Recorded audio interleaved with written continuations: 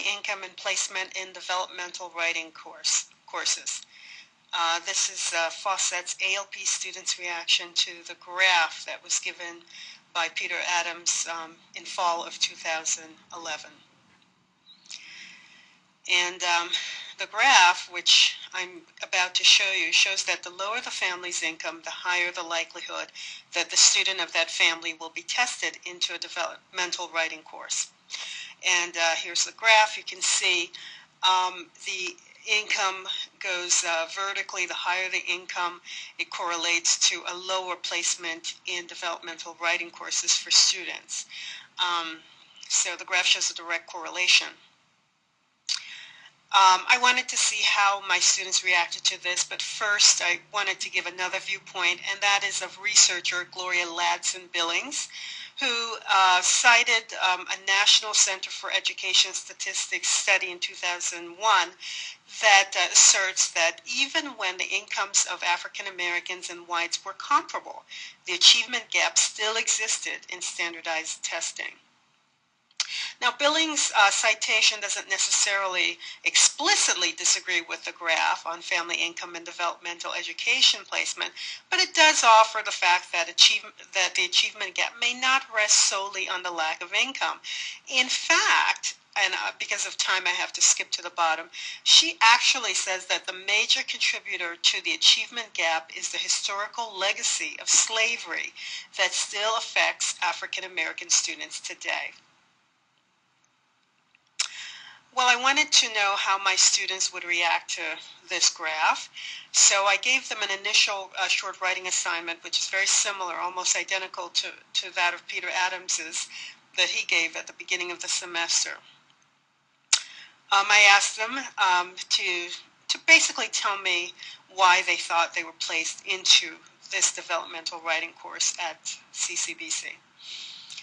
And their reaction, their responses, I'm just giving a quick summary of what they've said. One person said, "I have been out of school for approximately 5 years and have not had anything to do with school since I graduated." Skipping to the bottom quote, another said something very similar. "I'm 26 years old and I have been out of high school for almost 8 years now."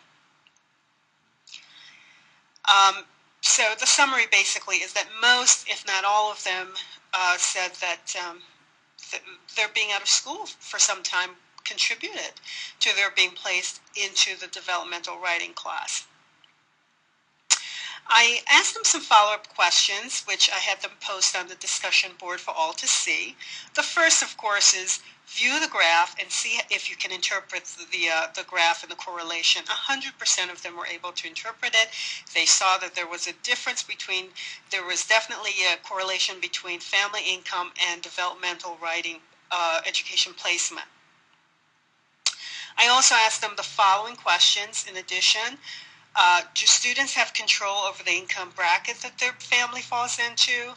What do students have control over? And what are some things that students can do to increase their own future earning power?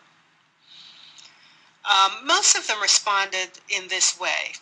They said that they can continue to go to school to increase their income and follow up with their career after they graduate from school. The student said that statistically, students who graduate from college are more likely to earn twice as much as someone who doesn't graduate from college. That was pretty much a lot of the responses. However, I got some different ones. This student said that this was only half true. I believe that the more affluent the family is, the more education in college is instilled from a young age, and the more family members have probably set the example. Whereas students coming from a less affluent family may not have been talked to about college and may not have had an example set. Skipping down, the student said the student still needs to have the drive to excel, which can be found in any student, rich or poor. And the responses were very similar. Having money does not mean that you're smarter or will score higher on a placement test. So basically, what did I take away from this? I thought that the chart made a visual impact on my students, but I'm not sure that they've all walked away from the findings feeling encouraged and empowered. So I invite your thoughts. What are your thoughts on this subject? Let me know.